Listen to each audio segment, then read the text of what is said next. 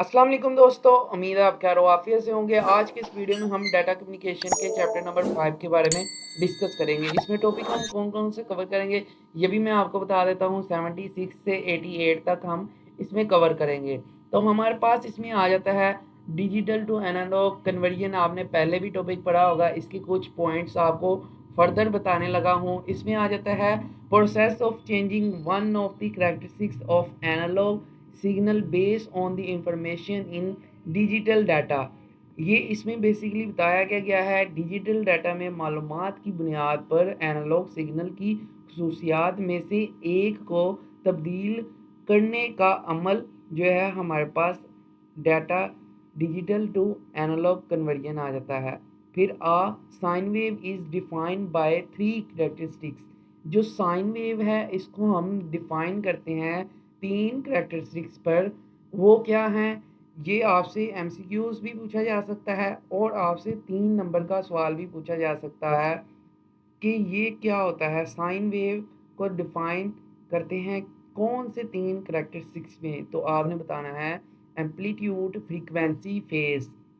ये तीनों ही बहुत ही इंपॉर्टेंट है एमसीक्यूज बाकी भी चीज़ों से, ठीक है। और नेक्स्ट हमारे पास आ जाता है by changing one of these characteristics जग और we can use it the represent are digital signal.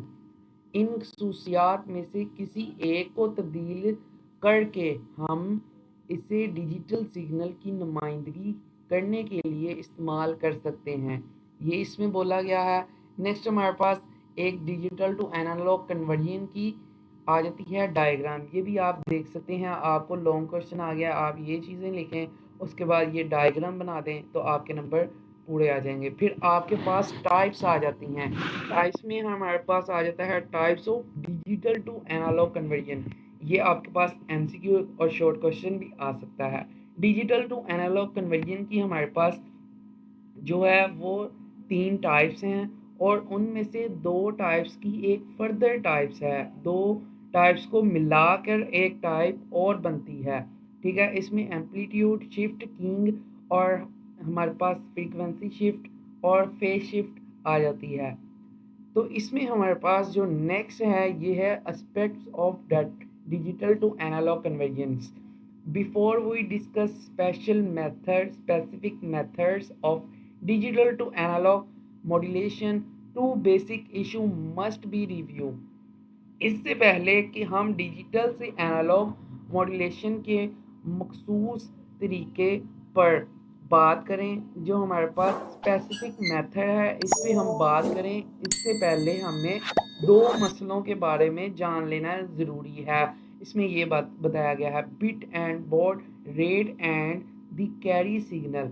ये 2 आपसे एमसीक्यूज और शॉर्ट क्वेश्चन में भी पूछे जा सकते हैं। नेक्स्ट हमारे पास है ये इसकी फर्दर लाइंस आ जाती हैं। In analog transmission of data digital data baud rate is less than और the equal to the bit rate. Side पे इजी वर्डिंग में आपको समझा देता हूँ कि डाटा एलिमेंट हमारे पास बिट होती है, सिग्नल एलिमेंट हमारे पास सिग्नल यूनिट ऑफ सिग्नल होता है, ठीक है। और s equal to N over R हमारे पास फॉर्मूला आ जाता है जो कि इक्वल होता है r के, और जो r है इसके इक्वल होता है log to l carrier signal. इसमें हमारे पास सेंडर और हाई फ्रिक्वेंसी सिग्नल, ठीक है। और ये देखो कैरियर सिग्नल में हमारे पास मॉड्यूलेशन शिफ्ट की आ जाती है। और इसमें हमारे पास data element versus signal element हो गया है। फिर data rate versus signal rate आ जाता है। Bandwidth required directly proportional to signal rate. ये सारे फॉर्मूले आगे आप यूज़ करेंगे, तो इसको अच्छे से आपने ये देख लेना है ये फार्मूलाज को। फिर आपको ये वही है, फिर ये एग्जांपल, ये बहुत ही इंपॉर्टेंट है। ये एग्जांपलों में भी आपको क्वेश्चन आते हैं, एमसीक्यूज आते हैं, तो ये आपने अच्छे से करना है। फॉर्मूले इसके अच्छे से याद करने हैं। An analog signal carry 4 bit per signal element if 1000 signal elements are sent per second. जो हमारे पास analog carrier 4 bit per signal element है, 4 है वो, ठीक है। और अगर हमारे पास 1000 सिग्नल एलिमेंट हो जो कि सेंड हो पर सेकंड में, तो इफ़ द बिट रेट, तो इसमें हमने बेसिकली बिट रेट फाइंड करना है।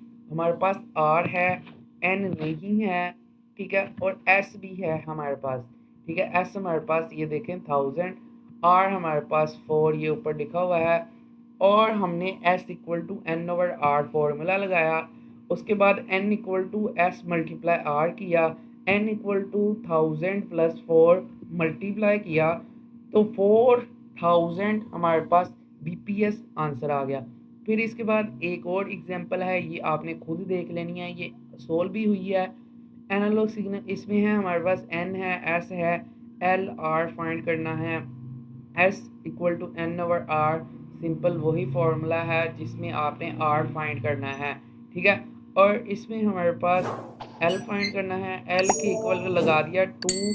ये देखें, ये लॉग वाला फॉर्मूला जो ऊपर आपको मैंने रीड करवाया था, R equal to log 2 L, ठीक है। ये इस तरह इसका आंसर आ जाएगा, ये भी आपने खुद देख लेना है। फिर हमारे पास एम्पलीट्यूड शिफ्ट की, ए एस के आपसे पूछा जा सकता है, ए एस के स्टैंड फॉर, तो आपने बताना है एम्पलीट्यूड शिफ्ट की। और उसके बाद हमारे पास इसका जो डिटेल से फॉर 3 पॉइंट्स बताए हुए हैं, ये भी हम देख लेते हैं। The amplitude of the carrier signal is very to create signal elements. Signal जो हमारे पास एलिमेंट है बनाने के लिए कैरियर सिग्नल का एम्पलीट्यूड मुख्तलिफ होता है। पहली लाइन में ये बताया गया है, before frequency both frequency and face remain constant while the amplitude change. जो हमारे पास एम्पलीट्यूड में तब्दीली के दौरान उनकी तादाद हमारे पास फ्रीक्वेंसी आ जाती है, और हमारे पास जो आ जाता है इसके चेंजिंग वगैरह दोनों मुख्तलिफ होते हैं। और ये देखें नेक्स्ट हमारे पास है, और बाइनरी ए एस के और नॉन ऑफ कीइंग हमारे पास जो आ जाती है ये आपने इसके 3 पॉइंट याद करने हैं, ठीक है।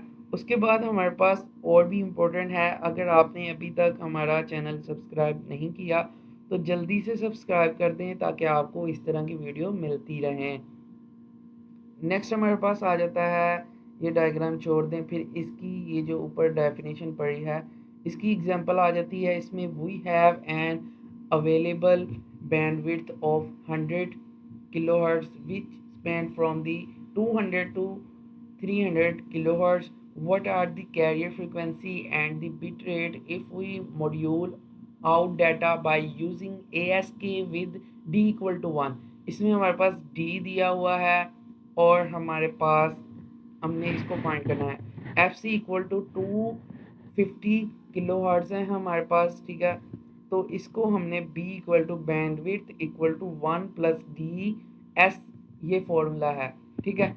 और डी की वैल्यू हमने इधर ऐड कर दी, 2 एस बी इक्वल टू हो गया, बी इक्वल टू एस की जगह हमने एन ओवर आर लगा दिया, ऊपर आपने पढ़ा है, ठीक है। और फिर आपने क्या करना है, आर को जो है उसकी वैल्यू साइन कर देनी है, आर इक्वल टू 1, ठीक है। और उसके बाद b इक्वल टू 2n हो गया, और n equal to b over 2 हो गया, और b की वैल्यू जो है वो 100 किलो हर्ट्ज है, इसको हमने डिवाइड कर दिया 2 के साथ, हमारे पास 50 kbps आ गया, ठीक है। नेक्स्ट हम चलते हैं, तो हमारे पास है फ्रीक्वेंसी शिफ्ट की, ये हमारे पास आ जाता है एफ सी के। इसका भी आपसे पूछा जा सकता है कि एफ सी के क्या होता है, तो आपने बताना है, ये बता देना है, इसकी फुल फॉर्म बता देनी है। The frequency of the carrier signal is very to represent data. Data की नुमाइंदगी करने के लिए कैरियर सिग्नल की फ्रीक्वेंसी मुख्तलिफ होती है, ठीक है। और ये भी आपने पढ़ना है। फिर नीचे आ जाता है इसका कि frequency of modulate signal is constant for the duration of the signal element, but the change for the next signal element if the data element change। ये सिमिलर ही हैं सारी डेफिनेशन, सिमिलर है, कुछ ही चेंजिंग है। मॉड्यूलेट सिग्नल की frequency एक signal जो element की मुद्दत के लिए मुख्तलिफ होती है, लेकिन अगर डाटा एलिमेंट तब्दील होता है तो अगले सिग्नल एलिमेंट के लिए बदल जाता है। तो ये इसका सिंपल वर्डिंग में आंसर था। नेक्स्ट हमारे पास आ जाता है both peak amplitude and face remain constant. चोटी का एम्पलीट्यूड और हमारे पास जो आ जाता है फेस, दोनों मुस्तकिल होते हैं, रहते हैं। ठीक है।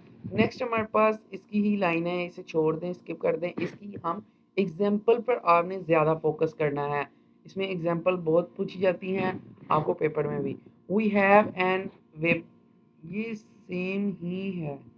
ठीक है, जो ऊपर आपको एग्जाम्पल करवाई है ना, उससे सिमिलर है। ये आपने खुद ही कर लेनी है, मैं टाइम वेस्ट नहीं करूँगा। इसमें क्या बताया गया है, the phase of carrier is very to represent two और मोर डिफरेंट सिग्नल एलिमेंट। दो या ज़्यादा मुख्तलिफ सिग्नल एलिमेंट की नुमाइंदगी करने के लिए कैरियर का फेस मुख्तलिफ होता है और both peak amplitude and frequency remain constant. चोटी का एम्पलीट्यूड और तादाद, तादाद क्या है, फ्रीक्वेंसी है, दोनों मुस्तकिल हो रहते हैं। ठीक है। P S K is relatively common then, P S K जो है वो कॉमन है, ये भी आपसे एमसीक्यूज पूछा जा सकता है। ए एस के और एफ एस के से मुख्तलिफ है और कॉमन है। ठीक है। ये आपने डायग्राम इन्हें छोड़ देनी, इनको आपको समझ ही नहीं आएगी। Find the bandwidth for a signal transmitting at 12 Mbps for QPSK, the value of the D equal to 0। R आपके पास आ गया है 2, S इक्वल टू N ओवर R। ठीक है। और फिर आपने n की वैल्यू जो है वो 10 लगा देनी, 12 लगा देनी है, ये जो ऊपर रिक्वायर्ड है। ठीक है। और उसके बाद आपने इसको डिवाइड कर देना है, 6 आपके पास आंसर आ जाएगा। फिर आपने b equal to s equal to 6 इसका आंसर लगा देना है। ये भी आपकी असाइनमेंट जो है, असाइनमेंट बोर्ड सॉरी, ये भी आपकी एग्जाम्पल कंप्लीट हो चुकी है। नेक्स्ट हमारे पास नेक्स्ट टॉपिक देखते हैं। ये आपके पास नेक्स्ट हमारे पास आ जाता है क्वार्टर एम्पलीट्यूड मॉड्यूलेशन, QAM। इसका भी आपके पास एमसीक्यूज पूछा जा सकता है। PSK is limited by the ability of the equipment of the distinguish small difference in face which limits it potential bit rate. इसमें आपके पास डिटेल से ये 3 टॉपिक्स बताए हुए हैं, 3 लाइन इसकी बताई हुई हैं, जो 3 पॉइंट हैं main. We have been alerting only one of 3 characters of a sine wave at a time, but what if we alter 2। इसमें ये बोला गया है, जो हमारा फेस आ जाता है, फेस में छोटे फ़र्क को अलग करने के लिए अल्लाह की सलाहियत से महदूद है, जो इसकी मुमकिना बिट रेट को महदूद करता है। ठीक है। और नेक्स्ट जो सेकंड लाइन है, इसका क्या बोला गया है, हम एक वक्त में साइन वेव की 3 खसूसियात में से सिर्फ एक को तब्दील कर रहे हैं, लेकिन क्या होगा अगर हम 2 को तब्दील करें। तो ये एक क्वेश्चन की तरह है। ये आपने जो आंसर जो है इसका कमेंट्स में ज़रूर बताना है। आपसे थर्ड पॉइंट में ये भी पूछा जा सकता है, वाई नॉट कंबाइन, क्यों नहीं किया जा सकता कंबाइन ASK को PSK के साथ। ये भी एक क्वेश्चन है, ये भी इसका भी आंसर आपने कमेंट में ज़रूर बताना है। उसके बाद हमारे पास ये सीन ही आ चुका है, हमारा टॉपिक ख़त्म हो चुका है। ये एक आ जाता है कि representation of analog information by an analog signal. इसमें 3 पॉइंट आ जाते हैं, एनालॉग टू एनालॉग कन्वर्जन्स आ गई हैं। तो इसमें आपने simple amplitude modulation, frequency modulation, phase modulation, ये आपने रीड करना है। फर्दर इसका जो है हम नेक्स्ट पॉइंट जो नेक्स्ट डिटेल के साथ हम नेक्स्ट लेक्चर में देखेंगे। तो अब हम इस लेक्चर को इधर ही ख़त्म करते हैं। अगर आपको लेक्चर अच्छा लगा है तो ज़्यादा से ज़्यादा अपने दोस्तों के साथ शेयर करें, मिड टर्म के पेपर अच्छे से रेडी करें। Thank you for watching this video and I will see you next time.